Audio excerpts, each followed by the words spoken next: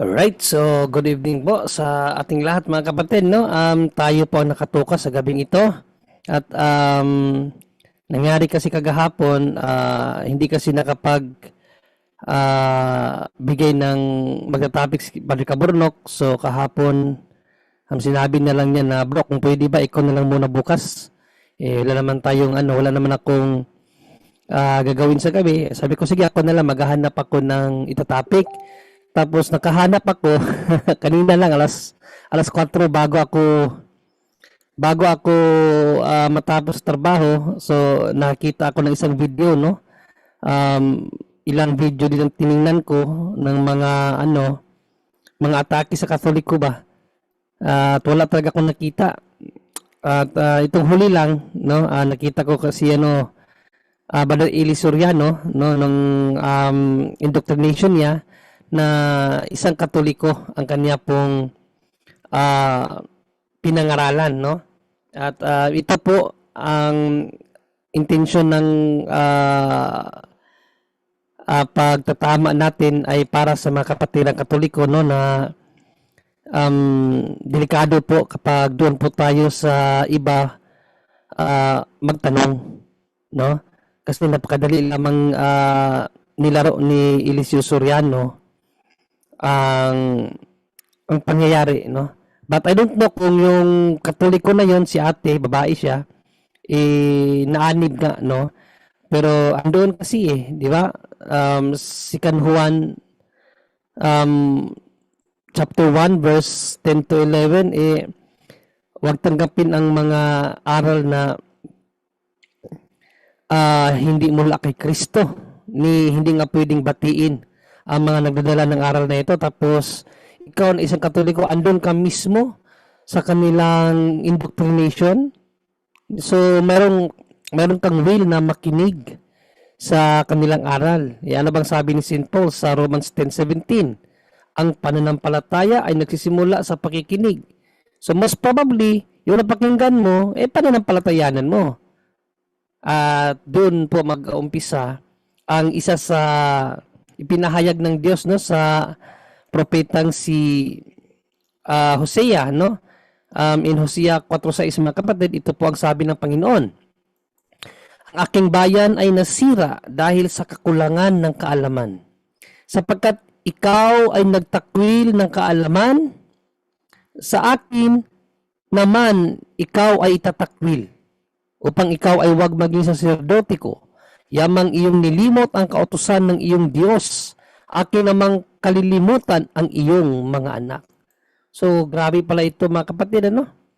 Grabe yung sumpa na dulot ng pakikinig lamang sa iba dahil sa kakulangan natin sa kaalaman. Kinalimutan natin ang karunungan ng Diyos na ibinigay sa pamamagitan ng simbahan. At dahil itinakwil mo yun, itatakwil ka daw ng Diyos, pati ang iyong mga anak. Kaya napakadelikado po sa bilang isang Katoliko na ganun na lamang kabilis na mapaanib tayo sa mga siktang tayo lamang na kung sino-sino. Kaya sana ang topic natin ngayon maging eye-opener sa lahat ng mga Katoliko, no, lalong-lalo na may punto por punto na po, stop asking question about your faith sa kung sino-sinong sulpot dyan na nagsilapa na. Focus to your faith. Kung gusto mong maunawaan ang panampalataya mo, itanong mo sa mga mas nakakaalam na kapatiran mo. Hindi yung hindi mo kapatiran. Kasi talagang ililigaw ka at ililigaw ka niyan. Okay? So yan po ang ating pag-uusapan ngayon, mga kapatid, no? Nga kung saan sinabi ni Eliseo Soriano doon sa isang Katoliko na naging guest ng kaniyang programa na ang tama daw na simbahan ang Iglesia ng Diyos. Hindi daw ang Iglesia sa Roma na siyang Roman Catholic Church. Kaya antabayanan niyo po yan. Matapos naman po ang isang paalala. Magandang araw po mga kapuntos, at sa araw na ito po meron po akong tampok na video para sa inyo at sana ay magustuhan ninyo. Kaya sa mga bago pa po sa aming channel, please po don't forget to hit the subscribe button at ang notification bell para maging notified kayo sa bawat video na ilalabas ko sa channel na ito. At bilang kahilingan po ng punto por punto team at naway maintindihan po ninyo, sana po wag nyo pong i-skip yung mga ads sa aming mga video.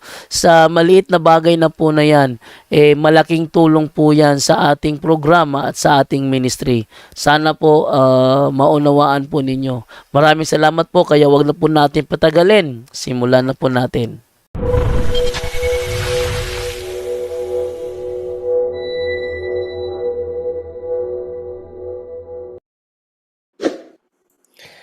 Alright, sa mga bago pa lang po pala no, sa nakapanood ng programang Punto por Punto, ito po ang inyong abang lingkod, no? Isa po sa mga co-host ng programa, si Brother John Ray po, at meron po tayong channel na Kaabag sa Simbahan, so pwede nyo pong bisitahin ang channel natin at tingnan po yung mga in-upload natin doon ng mga debate at mga pagla-live natin dito, at meron din po akong mga ilang video doon about sa Catholic faith na in-upload ko, pwede nyo pong matingnan. At like and share na lang din po sa mga bagong pasok po sa ating programa, no? At pa-subscribe na rin para palagi kayong ma-update every time po tayo ay iire kasama ang punto por punto or mag-upload na po ng video. Maraming salamat po. So without further ado mga kapatid, tingnan muna natin ang nasabing indoctrination, no, sa programa ni Eliseo Soriano, kung saan ginuguyo niya ang isang Katoliko at sinabihan na Iglesia ng Diyos ang tama, hindi ang Iglesia sa Roma na siyang Roman Catholic, gamit ang talatang Gawa 20:28. Ito po mga kapatid. Ikaw, Katoliko ka ba? O sige, ikaw, basahin mo to. O yan, check. Dahan-dahan lang, kapatid. Ingatan ninyo ang inyong sarili at ang buong kawan na pinaglagyan sa inyo ng Espiritu Santo bilang mga tagapamahala upang pamahalaan ang Iglesia ng Diyos na kanyang tinubos ng sarili niyang dugo. Nakita nyo, mga kababayan, no? Ang bumasa siya, Katoliko siya, hindi siya membro ng Iglesia. Ang binabasa niya, Bibliang Katoliko. Ano ang nabasa niya? Iglesia ng Diyos na kanyang tinubos ng sarili niyang dugo. Maraming salamat sa iyo, Iha. Pagpalaing ka nawa ng Panginoon sa tulong mong ginawa sa akin ngayon. Mas napakabuting tawagin mo ang Iglesia, Iglesia ng Diyos o Church of God. Alin ang mas maganda? Iglesia ng Diyos o Iglesia sa Roma? Katolika, Apostolika, Romana. Yun ba ang tama? Nasa Biblia ba yun? Kung talagang naniniwala tayo sa Biblia at sa Diyos, may walang ibang iglesia ang dapat kang piliin. Mas mamahalin mo yung iglesia ang tinatawag sa pangalan ng Ama o ng Diyos na makapangyarihan sa lahat. Kaya nga sa Biblia ang tawag, Iglesia ng Diyos. Doon tinawag si Pablo. Iglesia ng Diyos, doon nandun ang mga apostol. Iglesia ng Diyos, ang binili ni Kristo ng kanyang sariling dugo. Ano pa gusto nyo, mga kababayan? Ayan po mga kapatid, no? Ganun lang kasimple, no? Ginamitan lamang ng Gawa 20:28, Iglesia ng Diyos, hindi Iglesia sa Roma na siyang Roman Catholic daw, no? Iglesia ng Diyos, ang iglesia na ipinapangaral ni San Pablo at ng mga apostol. Pero ang tanong, bakit wala sa kanila ang mga buto nito? Niwala man lang silang alaala kung nasaan na ang yapak ng mga apostol nung sila pa ang nangangaral sa iglesia ng Diyos. Hindi ba? Talagang binigyan niya ng false dichotomy, mga kapatid. Yung iglesia ng Diyos at yung iglesia sa Roma na para dalawang magkaiba. At sila yung iglesia ng Diyos, yung iglesia sa Roma, false yun. Kaya kung ikaw ay isang Katoliko na walang alam at napunta ka doon sa indoctrination ni Eliseo Soriano, baka isa tayo. Actually, ako malapit na po akong mapaniwala ni Eliseo Soriano dati. At thanks to him, dahil sa kanya, napilitan po ako aralin ang aking pananampalataya. Wala pong biro. Promise to God. Dahil kay Eliseo Soriano, natanong ko sarili ko, ano ba talaga ang turo ng simbahan? Okay? Pero sa susunod na lang siguro yan, at bigyan natin ng kasagutan. No? Ito bang iglesia ng Diyos na binabasa niya? Sila ba ito? Iba ba ito sa iglesia sa Roma na siyang iglesia katolika, mga kapatid? Tingnan natin. No? Kasi ang ginawa po niya is a false dichotomy. Na para bang yung iglesia sa Diyos at yung iglesia sa Roma, dalawa magkaiba yon. Yung iglesia sa Diyos, sila yon. Yung iglesia sa Roma, peke yon. O gagamitin natin ng Biblia, ipapatunayan natin na iisa lang ang iglesia na yan. At yung iglesia ng Diyos na yan, na nasa iglesia sa Roma, nasa iglesia sa iglesia katolika, yan ang iglesia na itinatag ng ating Panginoong Jesucristo, mga kapatid. Pero bago yan, tingnan muna natin itong Gawa 20:28. Kasi ito po kasi ang ginamit niya. No? Ito ang ginamit niya, pinabasa niya doon sa isang babaeng katoliko at inangkin na iglesia ng Diyos daw, sila daw yon. So, tingnan natin kung papasa ba siya dito, mga kapatid. Alright? Tingnan natin. Basahin muna natin. Sabi dito, ingatan ninyo ang inyong sarili at ang buong kawan na sa kanila'y ginawa kayo ng Espiritu Santo na mga obispo upang pakanin ninyo ang iglesia ng Panginoon na binili niya ng kanyang sariling dugo. O dito, nakita nyo ba kung anong iglesia? Iglesia ng Panginoon. No, sa ibang salin kasi nito, iglesia ng Diyos. Tingnan natin sa ibang salin ng nasabing Biblia, no?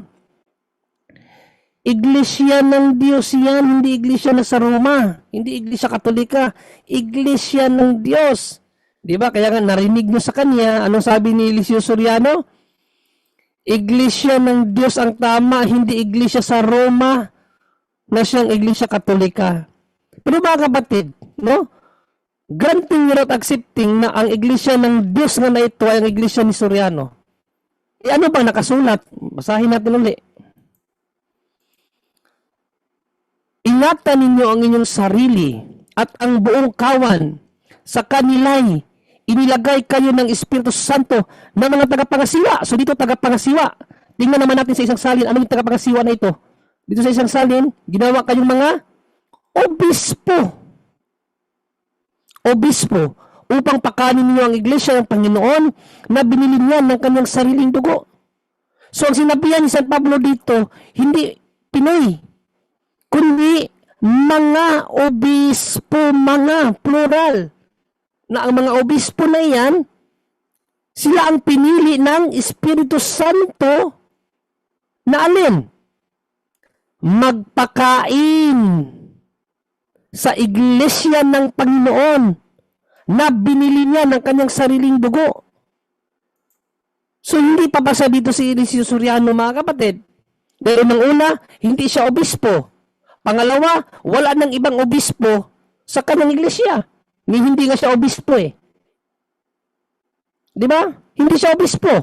Wala rin siya makasamang obispo. Dito plural. Plural ang addressee ni St. Paul dito. Mga obispo ang sinabihan. Hindi ang iglesia ni Eliseo Soriano na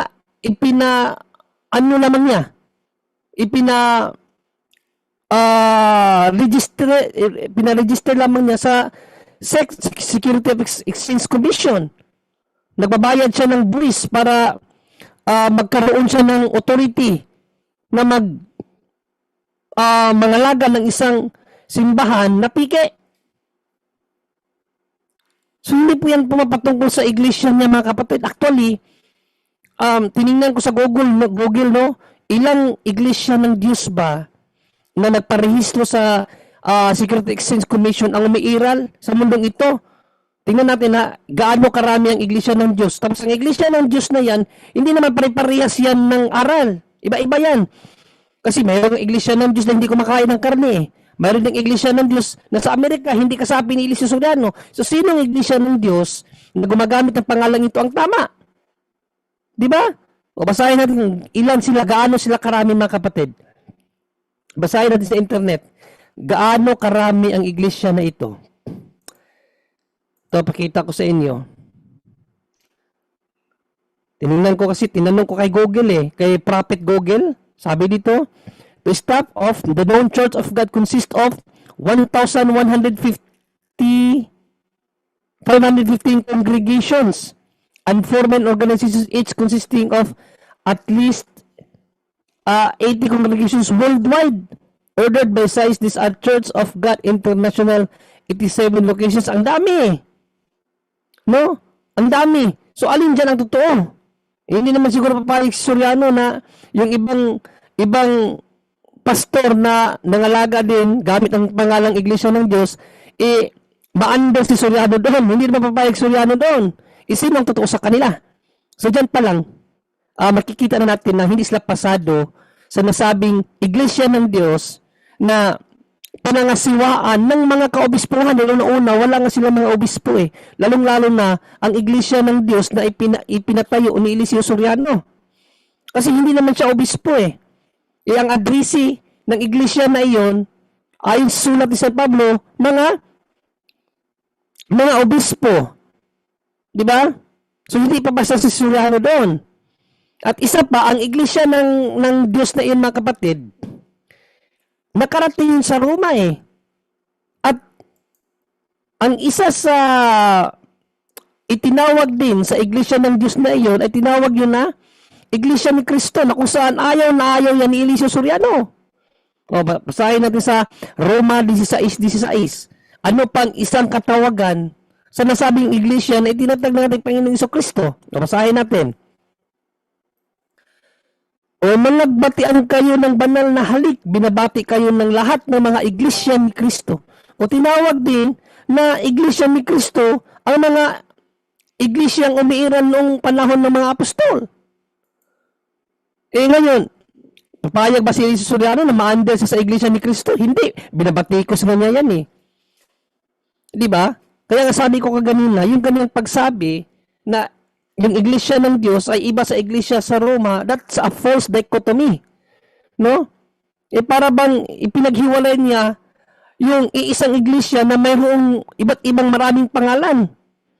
Yung mga iglesia ng Diyos na nababanggit sa Biblia, mga kapatid, iglesia ni Kristo, iglesia ng mga banal, iglesia sa Corinto, iglesia sa Galacia, iglesia sa Efeso, ang daming katawagan sa iglesia na itinatag ni Panginoong Jesucristo.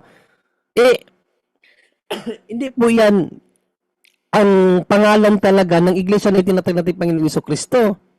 No? Descriptive name lamang po yan. Kung sa baga, ang iglesia ni Panginoong Jesucristo, mayroon siyang maraming katawagan. Kasi yun ang kaniyang bakas.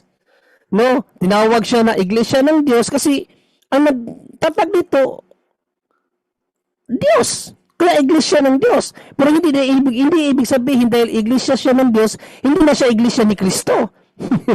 Di ba? So that's a false dichotomy. Na sabihin, hindi yan iglesia ni Kristo kasi iglesia talaga ng Diyos. Hindi po. Iisa lamang po ang iglesia ng Diyos na itinatag. Ayon pa rin kay St. Paul, no? In 1 Corinthians 10:17. Iisa lamang po ang iglesia. Hindi po marami. Basahin natin. Bagaman tayo'y marami, ay iisa lamang ang tinapay. Iisang katawan. Ano ba yung iisang katawan na yan? Sa Colosas 1:18. At siya ang ulo ng katawan sa makatuwid bagay ang iglesia. So ang katawan ay ang iglesia. Yang sabi ni St. Paul, ang katawan ng iglesia ay iisang katawan lang, iisa lang. So hindi po marami ang iglesia.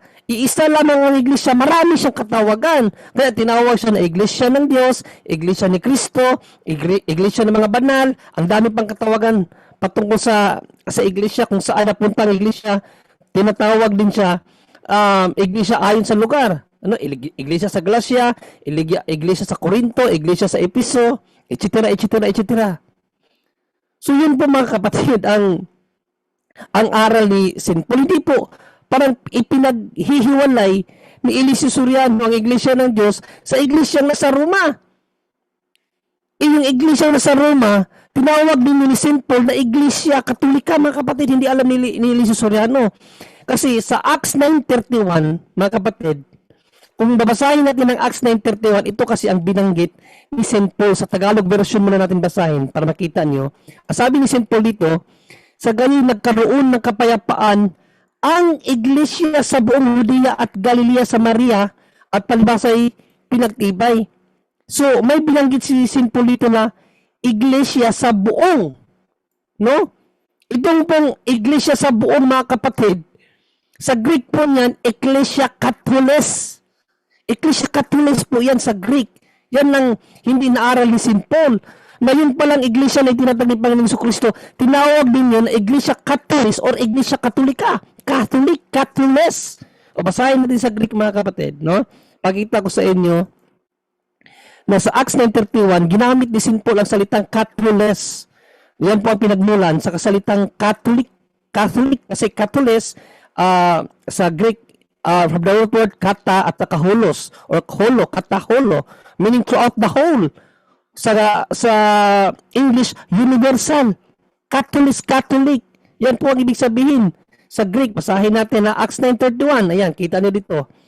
Acts 9:31, no? Pakita ko sa inyo, ito yung English sa baba, itong kulay orange. The indeed then church throughout all, no? Throughout all, church throughout all. Sa taas yung kapatid, ito yung interlinear niya, yung Greek na naka-English word na Ecclesia Catholis. No? Ecclesia Catholis or Ecclesia Catholic o Katolika. Yan ang hindi alam ni Eliseo Soriano. Kaya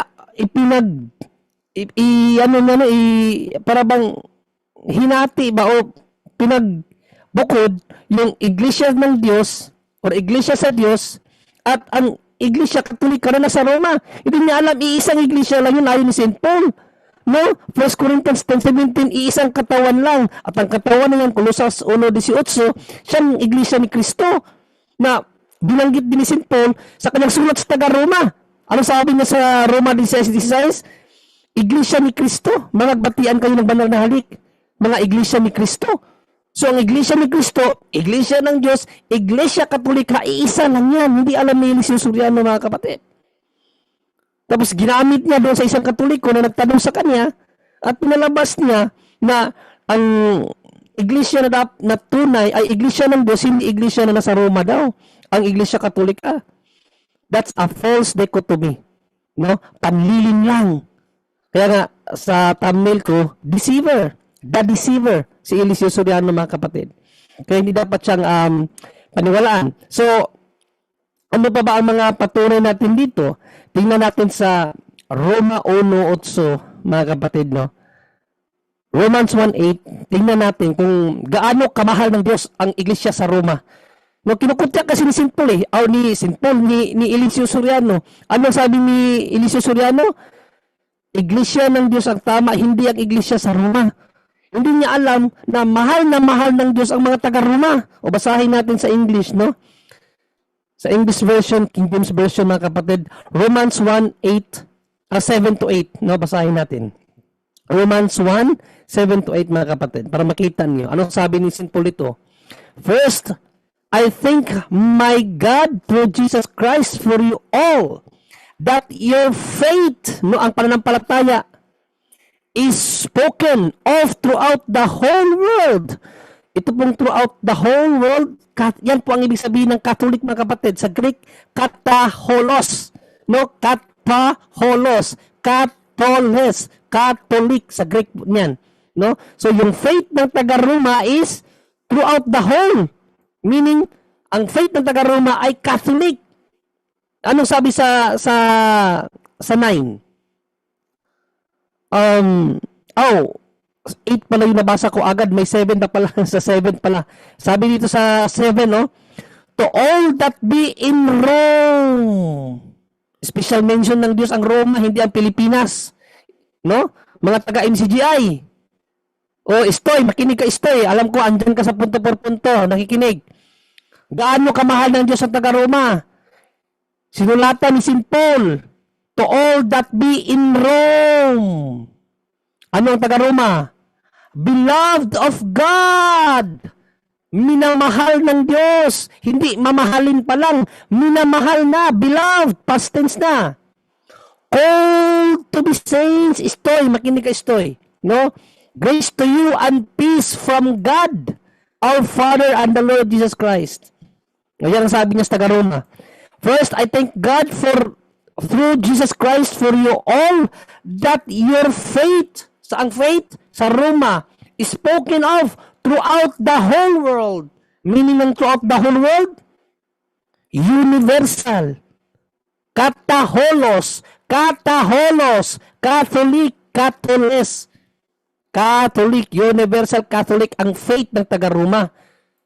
So yan po mga kapatid. Napakalinaw na ang iglesia sa Roma, mahal na mahal ng Diyos. Tapos si Eliseo Soriano, sabihin niya, hindi iglesia sa Roma ang tama, iglesia ng Diyos. Akala niya magkaibang iglesia yun, iisa lang yun. Mga kapatid, huwag yung paniwalaan si Eliseo Soriano. At even sa isa pang version ng Bible, yung original King James Version, di ba, sabi ni St. Paul, ang faith ng taga-Roma, di ba, special mention ang faith ng taga-Roma. Ano ang tawag sa faith ng taga-Roma? O basahin natin sa isang version ng Bible na King James Version, yung 1611 mga kapatid, no? Buksan natin yung reference natin dito. Ano ang tawag ng faith ng mga early Christians sa Roma? Basahin natin mga kapatid. Pakita ko sa inyo. Ayan. Anong faith ito? Sabi dito sa 1 John chapter 4 verse 1, no? He warneth them not to believe all teachers who boast of the Spirit, but to try them by the rules of the Catholic faith. King James Version, original po yan mga kapatid. Kaya nga nakapagtataka, bakit pinalitan ng mga protestante ang original nila na aklat? Kasi ang original nila na aklat, Catholic faith. Kaya pala nila pinalitan kasi para hindi na maisali yung Catholic faith. Pero sa original na aklat nila, Catholic faith po yan. No? Kaya doon po sa Roma na inano ni St. Paul, yung faith ng taga-Roma, anong faith yun? Base sa original King James Version na Biblia ng mga protestante, Catholic faith. So, wala na pang ibang faith na umiiral buhat pa ng unang panahon pa ng mga apostol kasi yung sulat nila pumapatungkol sa Catholic faith. So, yun po ang katotohanan ng mga kapatid at hindi ngayon napabulaanan ng mga iglesia ni Manalo. Ang mga iglesia ni Manalo members, hindi na napabulaanan yan. Kahit ang kanilang aklat, mga kapatid, kahit ang aklat ng mga iglesia ni Cristo ni Manalo, hindi napabulaanan ang katotohanan na alin? Iisa lang ang tunay na iglesia. At ang nag-iisang tunay na iglesia na yan, siyang iglesia katolika. Dahil ang iglesia ni Cristo na binabanggit sa Romans 16:16 became Catholic Church. O basahin natin ang reference ng mga iglesia ni Cristo, mga kapatid, no? Hindi ito napabulaanan ng mga iglesia ni Cristo members. Sabi dito sa Pasugo, May 1973, page 13, people could not evade the verity that there is only one true church, no? Iisa lang talaga ang iglesia, and that is the church founded and established by Christ Himself. So yan ang sinabi sa aklat na ito. So sa isa pang pasugo, hindi pala nakita yung ano ng pasugo, no? Wait lang nga, i-adjust ko muna yung ano ng pasugo. Pasugo nila para makita ninyo yung kanilang ang kanilang yung yan. Ayan, kahit ganyan na lang siguro. Ayan. Pasugo, July, August 1988, page 6. Ano sabi dito? Even secular history shows a direct time link between the Catholic Church and the apostles, leading to the conclusion that the true Church of Christ is the Catholic Church. No? Hindi nga na ikubli ang katotohanan na ito ng mga iglesia ni Kristo. O ano pang sabi dito sa pasugo pa nila noong January, March 1995, page 8. Anong sabi? The Church of Christ has thoroughly become the Catholic Church, although writers and historians continue to treat both as synonymous. So synonymous pala. Pag sinabi palang Catholic Church or Church of Christ, synonymous lang yun. Parehas lang. Mas mabuti pa pala itong mga iglesia ni Cristo kasi umaamin sa katotohanan. No? At dahil hindi maidina yung katotohanan, so gumawa na lang sila ng isang chismis na natalikod daw. So yan ang problema naman ng mga taga-iglesia ni Cristo. Natalikod daw ang iglesia na itinatag ni Panginoong Jesucristo at na-restore nung panahon ni Manalo. So malaking kabulaanan din. Pero the fact na hindi nila ma-deny ng Iglesia Katolika ay ang tunay na iglesia, so talagang may reference tayong naipakita na Iglesia Katolika talaga ang tunay na iglesia. Even the Baptist theologian, mga kapatid, ipakita ko ang sabi ng isang theologian na Baptist. Theologian naman, ano ang sabi ng isang theologian na Baptist? Hindi rin niya may deny eh. O, basahin natin ang sinabi ng theologian Baptista. Ito. Bakit hindi may pakita? Wait lang ha. Ayan, sabi ng isang theologian Baptist na si Ergon Canner sa kanyang aklat na Popular Encyclopedia of Apologetics. Sabi dito sa Roman Catholicism is by far the largest of the world's religions with a global membership of over 1.1 billion souls or approximately 1/6 of the world's population. Roman Catholicism traces its roots back to the original Christian community founded by Jesus Christ. Kita niyo mga kapatid, no? Mga protestante na ang nagpapatunay sa katotohanan na ang iglesia ni Kristo, ang iglesia ng Diyos, ay walang iba kundi ang Iglesia Katolika Apostolika Romana. Pero ano ang sinabi ni Eliseo Soriano? Pakinggan natin ulit ang sinabi ni Eliseo Soriano. Ikaw, Katoliko ka ba? O, sige. Ikaw, basahin mo to. O, ayan. Check. Dahan-dahan lang, kapatid. Ingatan ninyo ang inyong sarili at ang buong kawan na pinaglagyan sa inyo ng Espiritu Santo bilang mga tagapamahala upang pamahalaan ang iglesia ng Diyos na kanyang tinubos ng sarili niyang dugo. Nakita nyo, mga kababayan, no? Ang bumasa siya, Katoliko siya, hindi siya membro ng iglesia, ang binabasa niya, Bibliang Katoliko. Ano ang nabasa niya? Iglesia ng Diyos na kanyang tinubos ng sarili niyang dugo. Maraming salamat sa iyo, Iha. Pagpalaing ka nawa ng Panginoon sa tulong mong ginawa sa akin ngayon. Mas napakabuting tawagin mo ang iglesia, iglesia ng Diyos o Church of God. Alin ang mas maganda? Iglesia ng Diyos o iglesia sa Roma? Katolika, Apostolika, Romana. Yun ba ang tama? Nasa Biblia ba yun? Kung talagang naniniwala tayo sa Biblia at sa Diyos, may walang ibang iglesyang dapat kang piliin. Mas mamahalin mo yung iglesyang tinatawag sa pangalan ng Ama o ng Diyos na makapangyarihan sa lahat. Kaya nga sa Biblia ang tawag, Iglesia ng Diyos. Doon tinawag si Pablo. Iglesia ng Diyos, doon nandun ang mga apostol. Iglesia ng Diyos, ang binili ni Kristo ng kanyang sariling dugo. Ano pa gusto nyo, mga kababayan? Ano? Iglesia daw ng Diyos. So yung ginawa niya again, mga kapatid, it's a false dichotomy. Dahil ang iglesia ng Diyos, hindi po siya iba sa iglesia na nasa Roma. Again, mas natin. Yes, Brother Angel? Napansin mo yung pinabasa niya dun sa Katoliko. Pinabasa niya MBB. Hindi niya pinabasa yung ang dating Biblia niyang gamit. Kasi doon ang may obispo. Ayan nga. Hindi ko napansin yung Brother Angel. Napansin mo? Talaga niloko niya eh.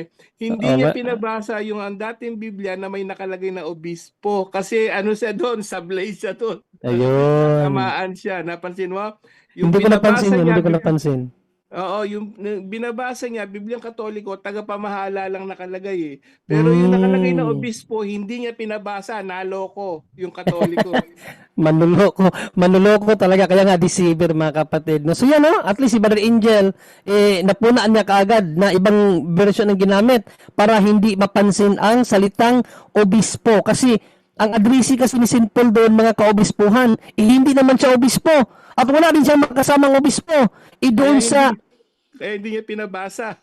kaya hindi niya pinabasa at ang ang addressee, mga obispo, hindi obispo lang na maaring tumutukoy kay Soriano. Hindi rin eh, kasi mga obispo eh. At ang problema diyan, hindi obispo si Soriano. Nakipag-away pa nga siya kay Bishop Bacani nung buhay pa yan eh. Nakipagdebate pa siya kay Bacani eh. No? So again mga kapatid, it's a false dichotomy na pinaghiwalay niya ang iglesia ng Diyos at ang iglesia ng nasa Roma. Basahin natin muli ang Romans 1:7-8 mga kapatid. Kung itinakwil ba ng Diyos ang iglesia na nasa Roma? Basahin nga natin. Basahin natin ulit. To all that be in Rome, beloved, minamahal na, hindi mamahalin pa lang, beloved of God, called to be saint, grace to you and peace from God our Father and the Lord Jesus Christ. First, I thank my God through Jesus Christ for you all, that your faith is spoken throughout the whole world. Your faith is Catholic throughout the whole world, meaning kataholos, Catholic po yan. Sa Greek ng kataholos. Itong throughout the whole, kataholos, meaning Catholes or Catholic. Ang faith ng taga-Roma is Catholic. At ano yung pinaka-faith? Sabi sa King James Version Original, faith ng mga first Christian. Basahin natin ulit mga kapatid. Ang faith ng mga first Christian according sa original King James Version. Basahin natin muli. No? Ang faith ng mga Christian, Catholic faith. So yung faith ng taga-Roma is Catholic faith mga kapatid.